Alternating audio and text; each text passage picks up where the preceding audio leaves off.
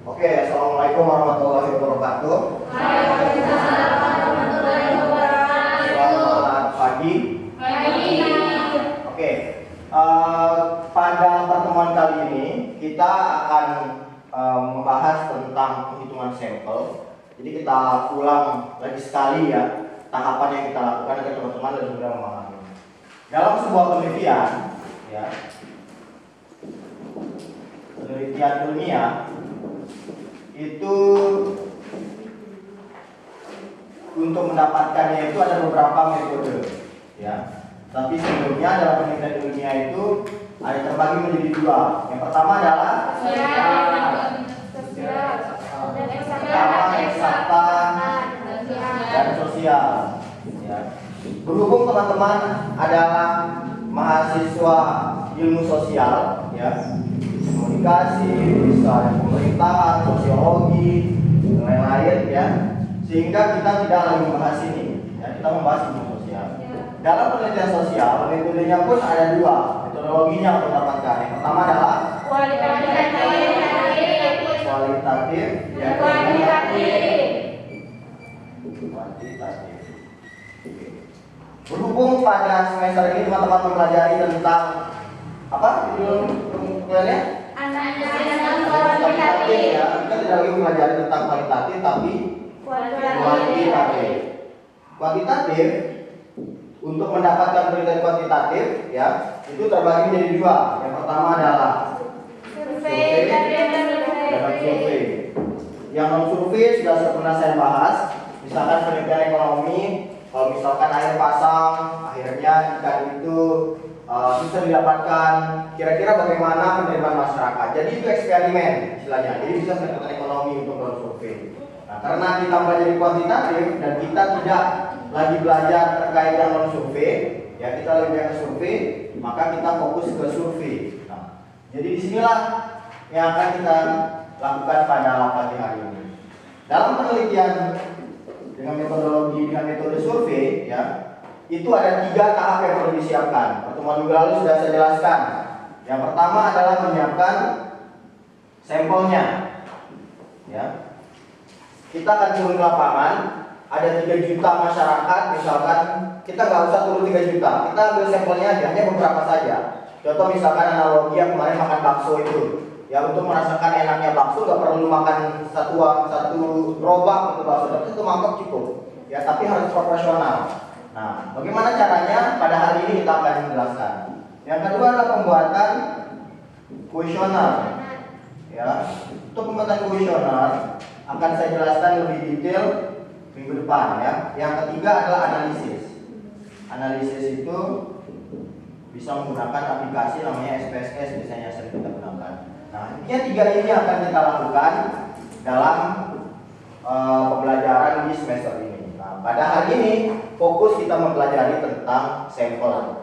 Langsung saya persilakan Mas Yani, ya, untuk bisa menjelaskan bagaimana cara menghitung sampel. Ada berapa jumlah penduduk di Sumbawa, tapi kita ambilnya cuma kecil sekali, ya. Sekarang misalkan DPT saja, kalau kita politik yang pilkada sekarang ada 375-an kalau nggak salah di PT. Tetapi dari 375.000 itu hanya 1.200 saja yang diambil, atau hanya 800 saja diambil. Dari mana angka 1.200? Dari mana angka 800? Nah, pada pagi hari ini kita akan jelaskan. Saya persilakan Mas Yadi untuk mengisi. Silakan. Oke.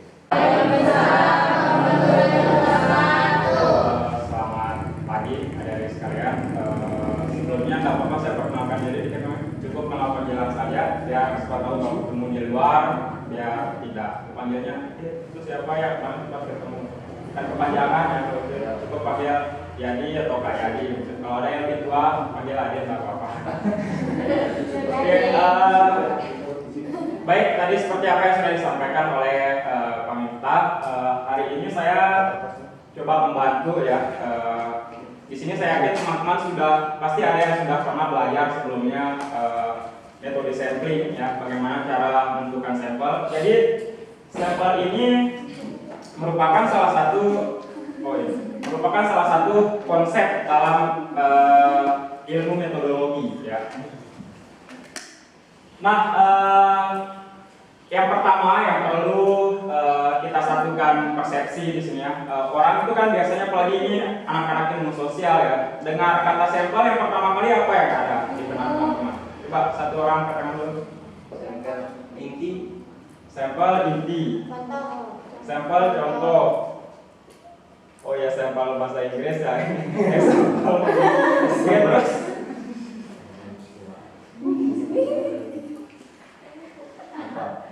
Sampel apalagi perasaan di sini dulu pernah kan ada survei ya, saya pernah jelaskan dari awal.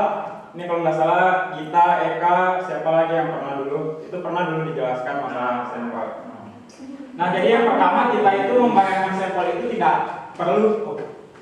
Ini sesuatu hal yang akan menggunakan metode hitung-hitungan, ribet segala macam, itu pikiran-pikiran yang perlu dihapus dulu.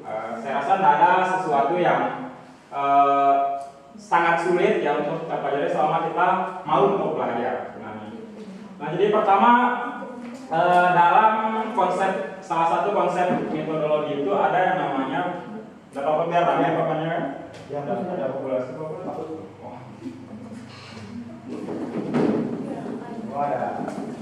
ada apa? Goyang-goyang sedikit.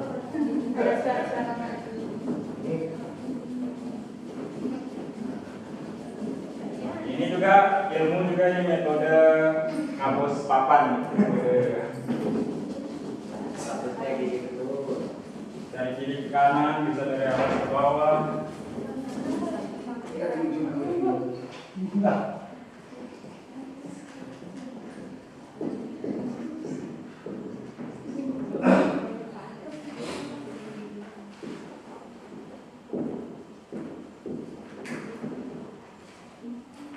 Oke, jadi dalam kita menghitung sampel, perlu dipahami di situ ada yang namanya populasi, ya. Jadi populasi itu, oke, sebelumnya ada yang sudah tahu apa itu populasi? Dari mana cara kita menentukan populasi?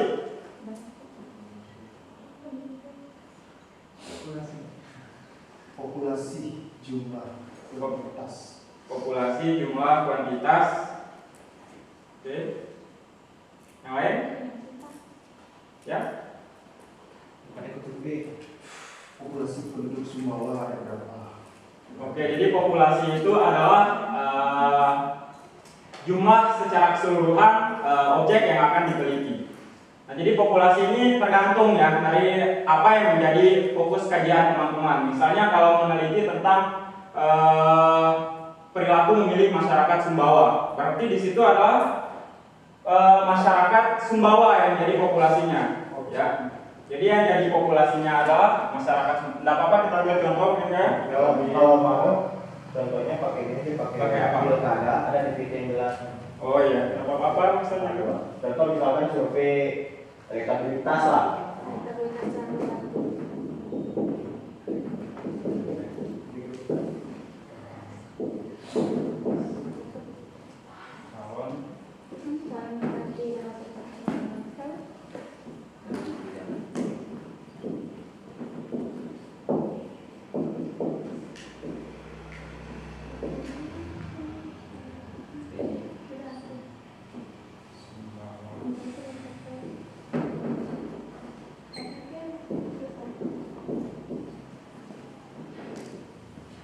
Nah, oke, misalnya contohnya ya, misal penelitian teman-teman itu tentang survei elektabilitas calon bupati dan wakil bupati Sumbawa 2020. Nah, di sini yang jadi populasinya adalah masyarakat Sumbawa. Jadi masyarakat Sumbawa yang sudah memilih tentunya, karena orang yang mengikuti, salah satu syarat mengikuti pemilu itu orang yang sudah punya hak suara itu adalah dalam undang-undang itu yang sudah berusia 17 tahun, mulai 17 tahun atau sudah menikah, itu sudah boleh memiliki hak pilih. Nah, jadi populasinya itu bisa diperoleh ya, kalau contoh ini populasinya bisa diperoleh dari daftar pemilih tetap ya, daftar pemilih tetap, dan datanya bisa diperoleh dari KPU Kabupaten Sumbawa. Nah, misal kalau sekarang itu kan lagi proses masih proses daftar pemilih tetap, daftar pemilih sementara, ada DPS ya. Sekarang lagi merumuskan ke daftar pemilih tetap, jadi nanti akan ada proses mengeliminasi dari DPT sementara ini menjadi DPT DPT tetap kayak gitu. Baru kemarin disahkan.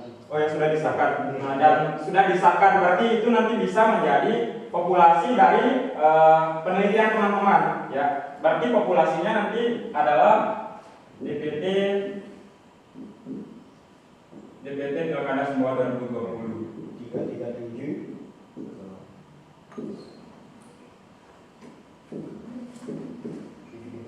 Mau dicatat 337 Oh ya, 337 145. 337 145. Nah, jadi gitu alurnya ya. Misal teman-teman tuh penelitiannya tentang Pilkada Sumbawa, berarti yang menjadi populasinya itu adalah masyarakat Sumbawa yang memiliki hak pilih, dan itu didapatkan dari hasil rekapan KPU ya, karena yang bertugas untuk merekap daftar pemilih tetap itu adalah KPU. Jadi jangan dicari tempat lain, akan susah teman-teman dapatkan ya. Nah, kemudian ini adalah populasi. Ya, kemudian dari populasi ini kita akan menentukan sampel. Nah, sampel ini seperti ada yang dijelaskan teman-teman, ada yang jelas contoh tadi itu mungkin mispersepsi ya, kita luruskan. Nah, karena logikanya nggak mungkin teman-teman akan teman-teman akan mempertanyakan satu persatu orang-orang sejumlah ini, tapi ini dengan cost yang sangat besar dan sangat mustahil lah untuk dilakukan, karena survei itu juga membutuhkan waktu ya, ada masanya. Kalau kita wawancara satu persatu orang-orang ini menggunakan kuesioner, ini tentu pilkada tahun depan mungkin baru selesai ya. Jadi masa pilkada sekarang ini sudah berlalu, jadi teman-teman akan ketinggalan dari sisi waktu. Nah, sampel ini seperti yang dikatakan sama kami tadi, bisa dianalogikan ke orang Sumbawa, yang misalnya orang Sumbawa tahu sepat atau singam. Nah, jadi untuk misal ada acara nih, kawinan misalnya, ada satu rombong sepat misalnya atau singam. Nah, untuk mengetahui sepat atau singam ini enak atau tidak enak, ya tidak perlu dengan semua sepat itu tidak, untuk yang lain kita makan semua itu tidak perlu dengan cara seperti itu, tapi cukup dengan satu sendok teman-teman itu bisa mengetahui bahwa sepat ini enak atau tidak. Jadi itu logikanya sampel ya.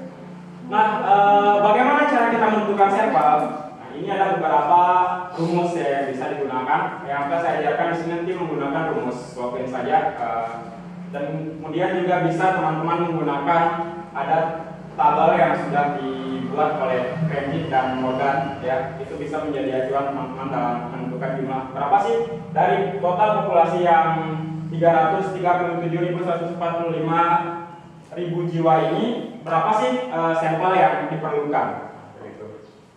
Oke, untuk rumus sampel sendiri ini kita gunakan rumus Slovin ya.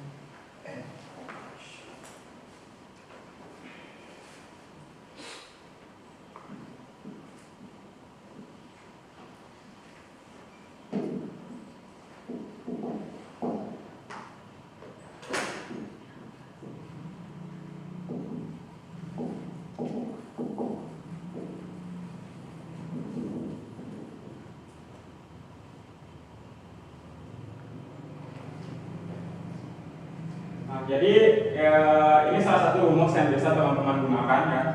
Selain itu ada juga ada tabel.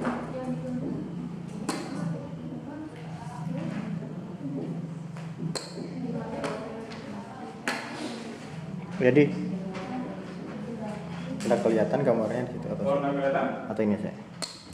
Tabel Morgan dan Cambridge.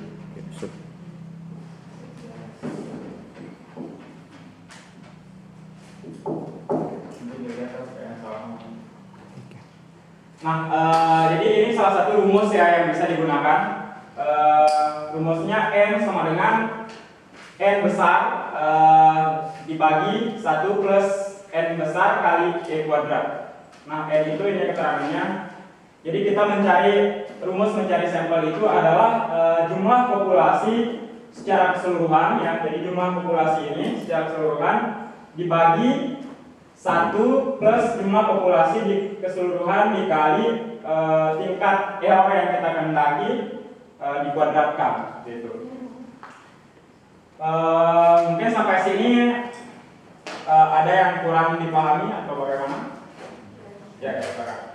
Untuk yang I sama dengan tingkat error itu gimana itu maksudnya? Nah, jadi dalam survei ini kita bisa mengatur ya. Jadi ada beberapa pilihan yang sebagai seorang peneliti.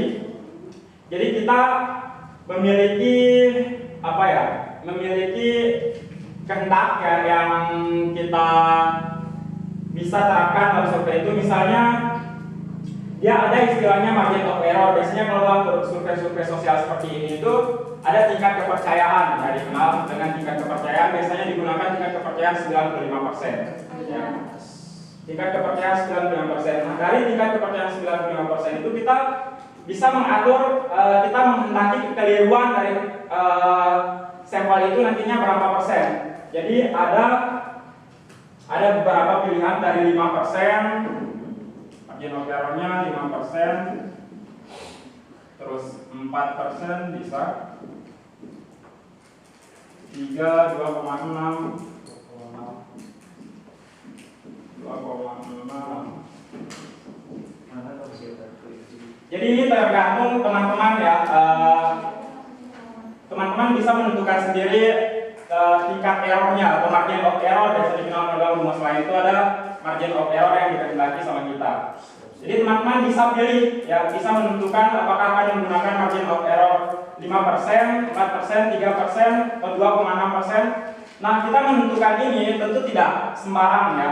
Pertama, ada banyak hal yang diperhitungkan, terutama dari segi anggaran. Pertama ya, disesuaikan dengan tadi tujuan penelitian teman-teman sendiri apa, kemudian mempertimbangkan anggaran dan waktu ya.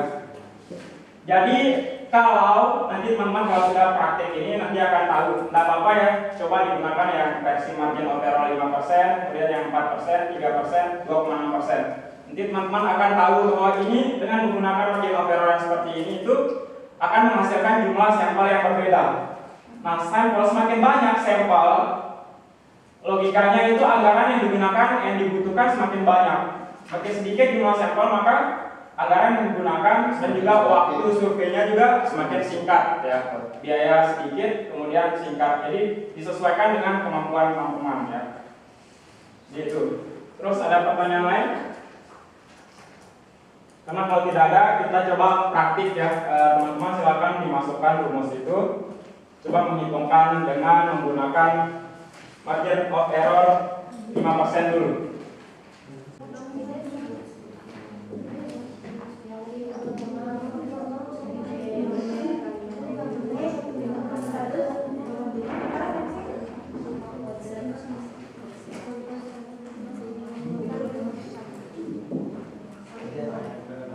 Coba 375, 143 ya Pak? 333 dulu. 345. 145.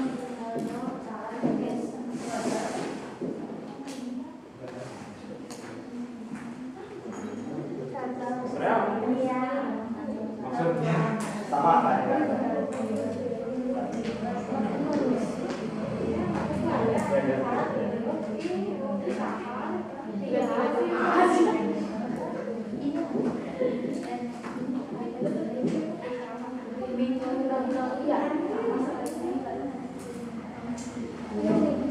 Silakan berhitungnya berkelompok biar enak. Ayo dimulai. Sudah? Silakan. Nah, itu sudah dikasih masukan lagi. Pasar itu? Kuadrat Pak. Aja tes ini ternyata masih fokus. Semua dikuadratkan atau yang 5%-nya aja. 5% aja 5%. Beda lagi. Sudah? Sudah. Oke, ada yang bisa bantu saya? Kalau sudah lama nggak begitu. Susah salah. Eka, mana ya Eka? Ini takut salah. Nama apa salah apa ya? Ini urusan salah menang, nanti yang penting prosesnya dulu. Ayo kelompok 1.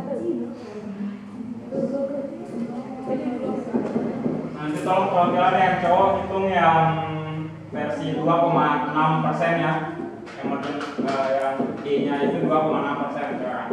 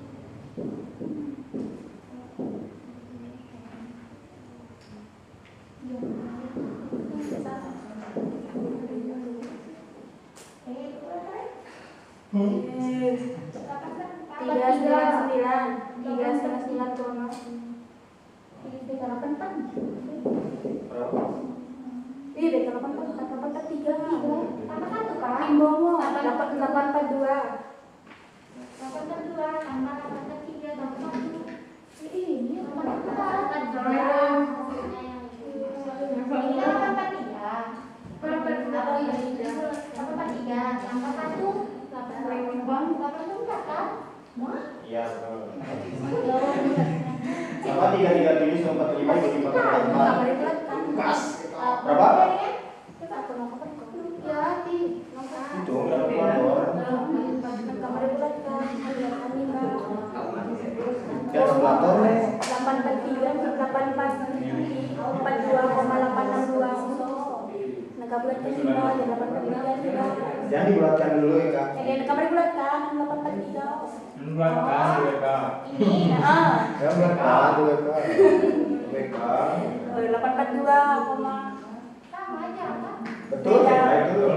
Jadi lanjutkan. 843. Udah langsung aja 844. Ya, bawahnya betul ya itu. Jangan dibulatkan dulu hasil bawahnya Kak.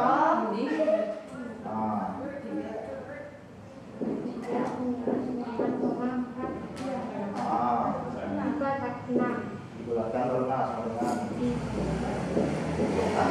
Sip. 100 ya. Oke, terima kasih Kak.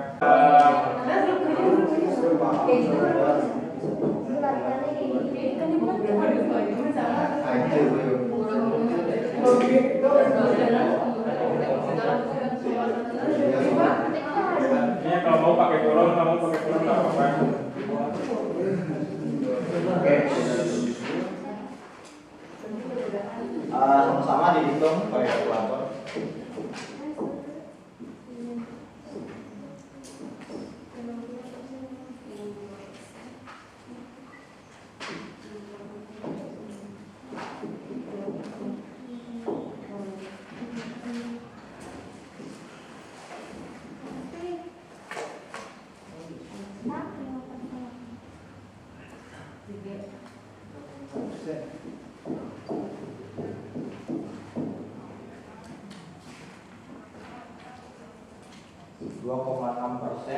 Dikuadratkan 2,6 dibagi 100 dikuadratkan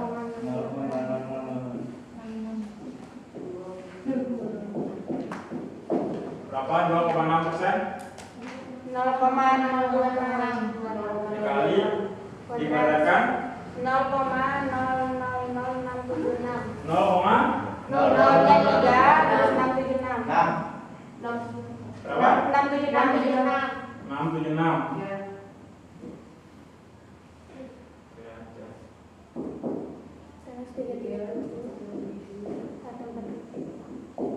dibagi 1 plus 22 Berapa? 227,91.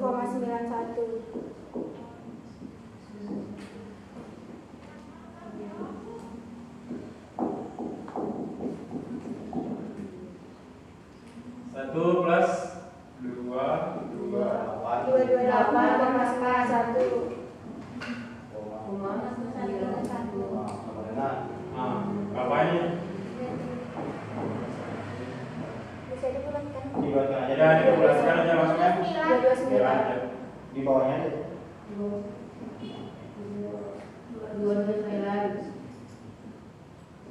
Nah, Berapa?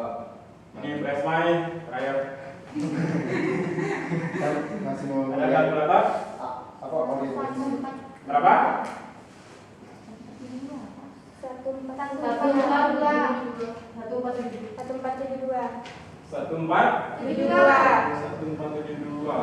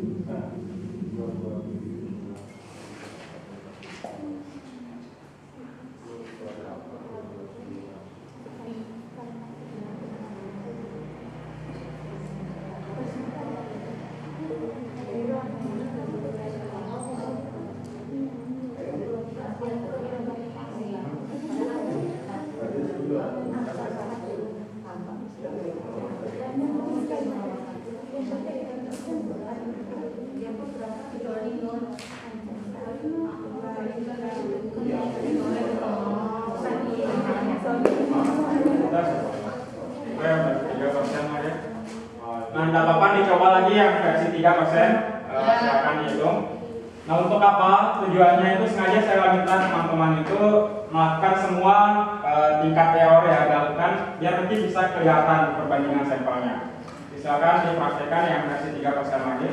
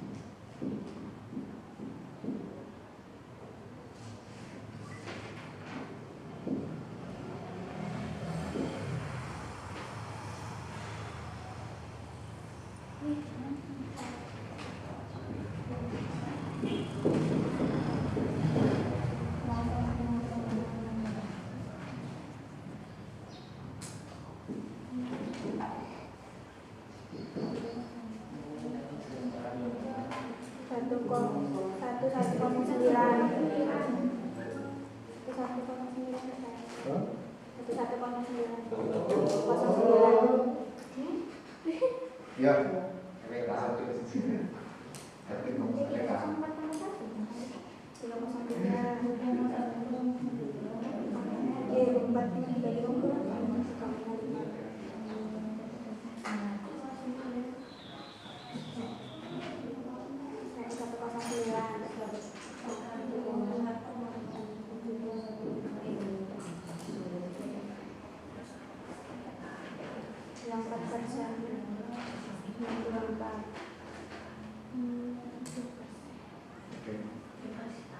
Oke, ini sudah ada gambaran ya, teman-teman bisa simak. Kalau margin of error-nya itu kita semakin tinggi margin of error, maka dia semakin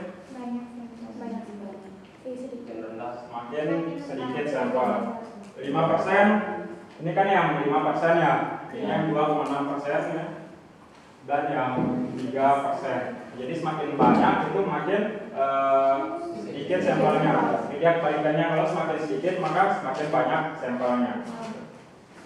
Nah, jadi semua ini teman-teman bebas menentukannya, sekali lagi disesuaikan dengan tujuan penelitian, kemudian anggaran dan perhitungan waktu teman-teman dalam mengerjakan penelitian.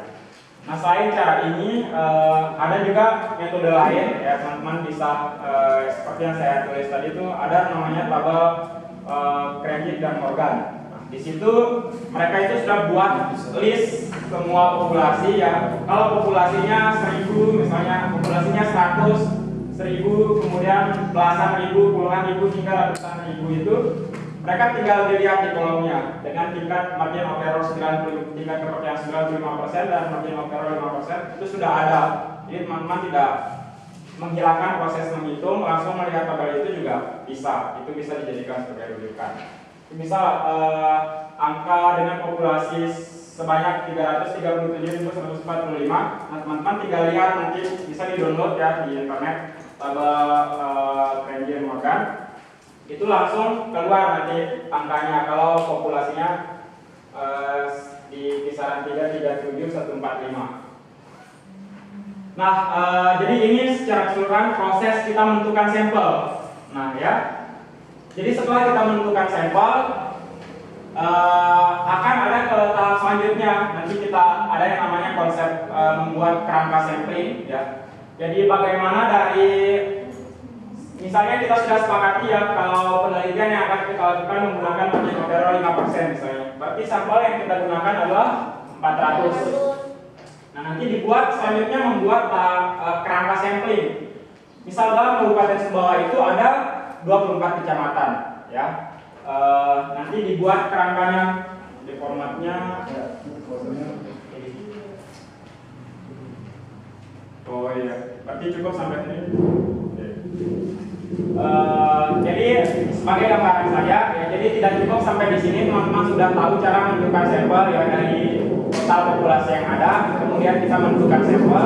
Langkah selanjutnya setelah kita menentukan sampel, nanti kita buat kerangka sampelnya. Kerangka sampelnya itu dibuat detail ya, lebih detail lagi. Jadi dari sampel 400 ini berapa sih porsi yang akan kena di kecamatan A, Baturanti, berapa sih porsi yang akan kena di Lantung, Ropang, atau di Mulewulu.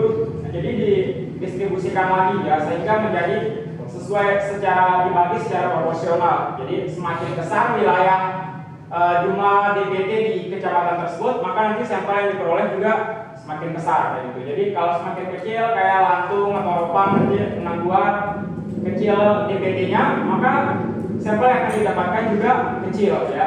Berbeda dengan Sumbawa yang populasinya besar, maka dia nantinya akan mendapatkan representasi sampel yang besar juga gitu. Mungkin untuk pertemuan kali ini teman-teman bisa melatih lagi ya. Salah satu kuncinya kalau kita belajar pelajaran eksak ya, ini hitung-hitungan, dengan kita mengulang ya. Kalau kita selepas ini teman-teman sudah paham yang atau ada yang masih ragu-ragu dan kemudian itu tidak diulangi ya, tentu semua yang teman-teman pelajari hari ini itu akan hilang begitu saja, dan ini jujur ini ilmu yang mahal untuk mendapatkan, jadi jangan sampai disia-siakan. Silakan dilatih lagi di rumahnya, belajar dengan populasi-populasi yang lain, bisa dipraktekkan. Oke, sebelumnya terima kasih Mas Yadi ya, perhatian semuanya. Tadi Mas Yadi sudah menjelaskan terkait 5%, 2,6%, 3% ya. Saya ingin menambahkan sedikit saja. Ini contoh ya, perhatian. Ini contoh praktik. Maksudnya apa angka-angka ini ya? Untuk apa angka-angka ini? Contoh misalnya seperti ini ya. Ada seorang calon bupati ya, datang ke saya. Mas Miftah, saya mau melakukan survei terkait elektabilitas saya dan calon-calon yang lainnya. Nah, yang pertama kali yang saya tanyakan adalah mau berapa lama? Oh, saya maunya yang cepat. Yang paling cepat biasanya kita 2 minggu. Oke, mau cepat. Kemudian yang kedua yang saya tanyakan adalah berapa anggaran Bapak atau berapa anggaran Ibu? Misalkan anggaran saya ada 150 juta. Misalkan ya, oke. Biasanya saya kalau anggaran 150 juta itu bisa menggunakan ya sampel atau margin of error itu 2,6% misalkan. Sejumlah 1.472. Oke. Waktunya sudah deal 2 minggu, angkanya harganya sudah deal 50 juta gitu ya. Berarti saya akan menggunakan tingkat kesalahan yang lebih kecil seperti itu. Contoh, sekarang ini ketika sudah menentukan harga dan waktu, maka saya akan menurunkan kira-kira saya akan menggunakan sampel yang berapa. Maka saya pilih-pilih, saya coba 5%, saya coba 2,6%, saya coba 3%. Sehingga dari 3 ini misalkan anggaran 150 juta itu bisa saya gunakan yang 2,6%. Apa angka 2,6% ini? Analoginya seperti ini. Semakin kecil, Mas Adi sudah jelaskan ya, semakin kecil margin of error atau bahasa Indonesia margin of error itu tingkat kesalahan. Contoh nih, contoh ya. Misalkan contohnya Husni Iksan, misalkan yang di bawah ya, Husni Iksan 20%, ya. Monovi 18%, 20% atau 18%. 20% itu adalah angka survei, ya. Tetapi, misalkan Husni Iksan itu 20%, ini contoh saja. Misalkan Monovi itu 18%. Ya. Ini angka survei yang saya dapatkan nanti. Apa gunanya margin of error? Angka realnya, ya. Angka real di lapangan bisa jadi sebenarnya Husni Iksan ini real di lapangan ya, itu adalah 20 dikurangi 2,6 ini. Contoh misalnya saya menggunakan margin of error ini, kurangi 2,6, ada berapa? 17,4. Bisa jadi ini realnya di lapangan. Atau bisa juga jadi realnya itu 20 ditambah 2,6. Berapa? 22,6. Bisa jadi, nah ini angka realnya bisa jadi di lapangan seperti itu. Ya, nanti saya jelaskan detailnya tujuannya apa. Contoh misalkan Monovi, realnya itu bisa jadi 18 kurang 2,6. Berapa? 15,4. 19,4. Bisa jadi juga angka realnya itu 18 ditambah 2,6. 20,6. Oke. Nah, ini gunanya margin of error. Bisa plus 2,6, bisa min 2,6, bisa plus 2,6, bisa min 2,6. Ini gunanya. Guna detailnya untuk apa? Kalau misalkan Monopic ini 18%, Husni Iksan ini 20%, berani nggak saya rilis bahwa sebenarnya yang menang itu Husni Iksan, yang nomor 2 itu Monovi? Berani nggak saya rilis? Berani. Kenapa? Kalau minus 2,6 saja, sorry. Apakah saya berani merilisnya? Bisa jadi saya nggak berani merilisnya. Kenapa? Karena selisih antara Husni Iksan dengan ini hanya 2% selisihnya. Padahal tingkat kesalahan kita ada 2,6. Hati-hati loh mengeluarkan hasil survei. Kalau selisih antara yang satu dengan yang kedua itu kecil dan itu kurang dari margin of error-nya. Ngerti nggak sampai sini? Ya. Itu tujuan pertama. Tujuan kedua, kenapa saya bilang takut? Kan bisa jadi tiba-tiba Husniksan itu misalkan 17,4. Bisa jadi Monovi itu adalah 20,6. Kan kebalik jadinya. Betul? Bisa jadi bahasanya. Bisa jadi realnya itu Monovi itu 20,6. Bisa jadi Husniksan itu realnya 17,4. Bisa jadi seperti itu realnya. Maka saya nggak berani merilisnya karena itu kemungkinan selisihnya kecil. Seperti itu. Ya, itu gunanya margin of error. Nah, apa hubungannya dengan yang ini? Contoh misalkan ini 2,6 loh. Atau misalkan ini 25%. Ya, kita coba ulangi. Kalau 25 dikurangi 2,6, 22,4. 22,4. Ini 18 dikurangi 2,6, 20,6. Apakah berani saya merilisnya? Berani. Kenapa? Realnya bisa jadi dia maksimalnya Monovi 20,6. Sedangkan bisa jadi Husniksan ini realnya itu aslinya 22,4. Tetap di atas kan? Nah, minusnya pun itu 22,4. Bahkan minus saja itu masih lebih tinggi daripada Monovi. Maka saya berani mengeluarkannya. Itu tujuannya semakin kecil margin of error, semakin bisa kita mendeteksi siapa kira-kira yang benar-benar real di lapangan. Beda kalau 5%. Kalau kalian misalkan 5%, 25 dikurangi 5% saja, 20. 25 plus 5%, 30. Kalau Monovi 18 dikurangi 5, 13. 18 ditambah 5, 23. Hati-hati, bisa jadi realnya dia itu Husniksan itu minus 5, 20.